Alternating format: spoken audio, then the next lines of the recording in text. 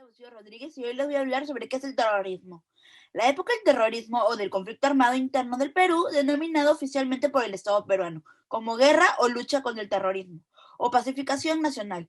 El 36 hace referencia a un periodo ocurrido entre 1980 y el 2000, durante la cual desplegaron sus acciones grupos adversivos que buscaban derrocar el Estado democrático existente e instaurar su reemplazo a un Estado socialista. Comenzar a hablar acerca de las consecuencias y las causas del terrorismo en el Perú.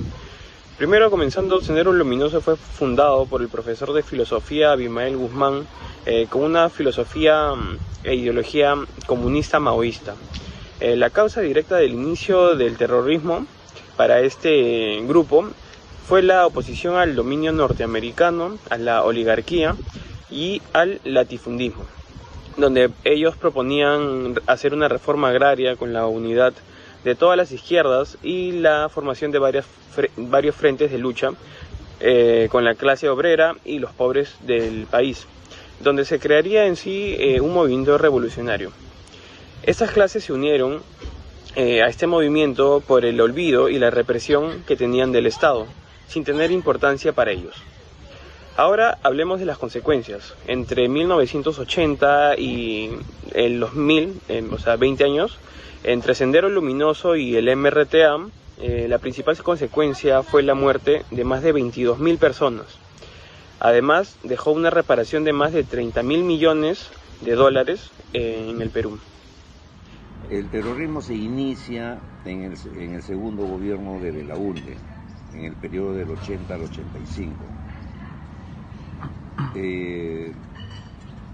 Era una cosa desconocida en ese momento, porque nunca tuvimos un fenómeno de ese tipo, ¿no? Y ahí comenzó a desarrollarse. Definitivamente fue una situación muy difícil para nosotros que vivíamos en esa época, ¿no? Porque desestabilizó al país tanto económicamente, socialmente y políticamente, ¿no? Hubo mucha muerte innecesaria, mataban a gente inocente, volaban torres de energía eléctrica. Era un caos total en aquella época, ¿no? Uno a veces no quería salir a la calle porque tenía miedo de repente que un coche bomba explote y de paso pues a uno nos maten, ¿no? Y eso era a nivel nacional. El país sufrió mucho, fue una desgracia para nosotros, porque el desastre que generó fue aproximadamente, según los cálculos estadísticos, aproximadamente de 25.000 a 30.000 millones de dólares fue lo que ocasionó como daño para el país.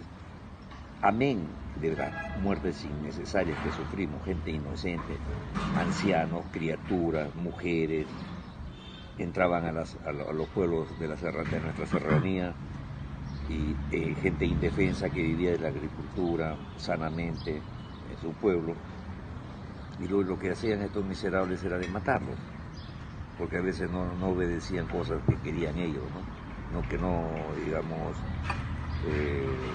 querían participar de esa ideología que tenían. Y así sucedió hasta que en el año 92 en el año 92 fue la captura de este individuo, este criminal, podríamos decir, ¿no?, antisocial, de Abimael Guzmán, que lo capturaron en el primer gobierno que tuvo Fujimori, del 90 al 95, ¿no? Ese fue el gobierno de Fujimori que cayó ahí. El servicio de inteligencia, que por supuesto ya venía siguiéndole los pasos a través del gobierno de Alan García en el primer gobierno del 85 al 90, ¿no? Y felizmente lograron la captura de este miserable y de alguna manera comenzamos a estabilizarnos y a obtener la paz que necesitábamos, porque fueron más de 10 años que estos miserables nos tenían en zozobra, ¿no? Afectó mucho, hasta ahora todavía hay gente que vive psicoseada porque tuvo experiencias directas con las explosiones de los coches bombas, en el caso de Lima Tarata, donde murieron gente inocente, ¿no?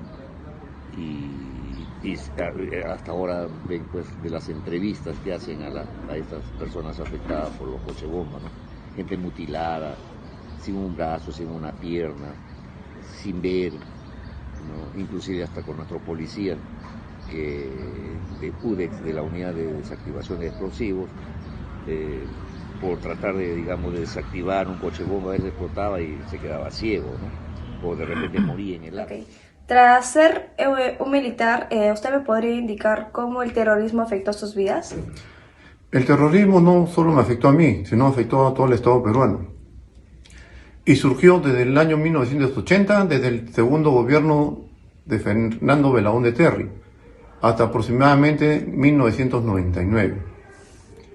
Durante ese tiempo, Sendero Luminoso se dedicaba a realizar secuestros de personas, obligando a poblaciones enteras, comunidades o anexos que le decían en ese entonces, a que los sigan.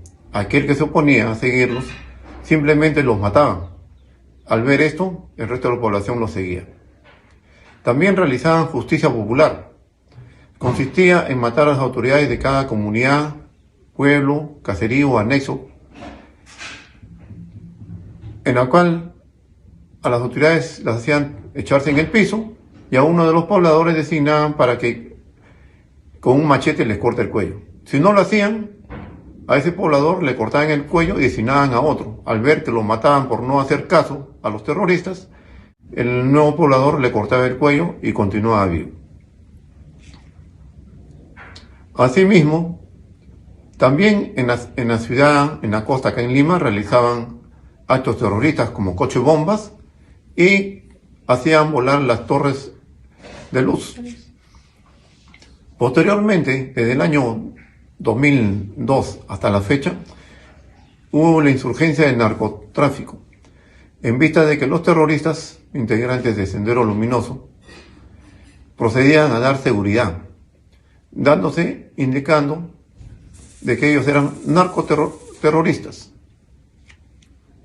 Sin embargo, hasta el momento no se puede acabar con estas personas, con estas actividades, debido a que existen autoridades que por el dinero no cumplen sus funciones como debe ser.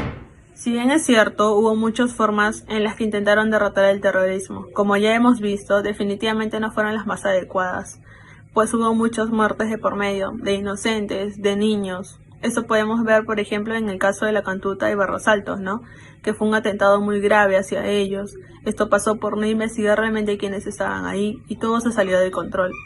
Otro modo que ejercieron contra los terroristas fue el grupo de inteligencia GEIN, que ellos finalmente sí capturaron a la cabecilla de los terroristas. Lamentablemente, todas estas formas en las que ejercieron contra los terroristas no fueron las mejores, definitivamente ninguna fue adecuada, pero sí que algunas fueron necesarias. La manera en que la sociedad enfrenta todo esto tampoco fue la mejor, pues obviamente el miedo y el terror que causaban estas personas reprochables no dejaban que pudieran defenderse, pues los peruanos tuvieron que sufrir para cuidar sus vidas, para alimentar a su familia, pese a esta situación económicamente tan grave, tenían que seguir adelante, andar por las calles con ese miedo de que algo explotara o que les dispararan.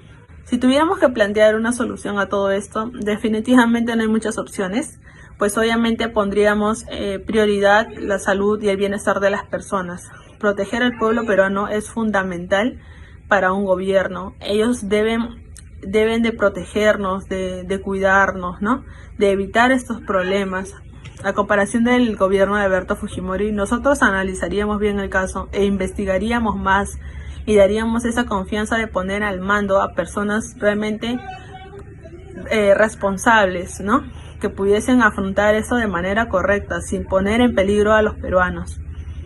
No dejaríamos que hicieran lo que se les diera en gana, sino más bien que se dieran cuenta en qué se estaban metiendo y poder confiar en ellos de manera más informativa. Nadie quiere pasar por esta terrible tragedia, definitivamente. Por eso es importante saber elegir a quién ponemos al mando en nuestro país. Saber que esa persona evitará todos estos problemas y no dejará que vaya más a fondo y que cause tantas tragedias.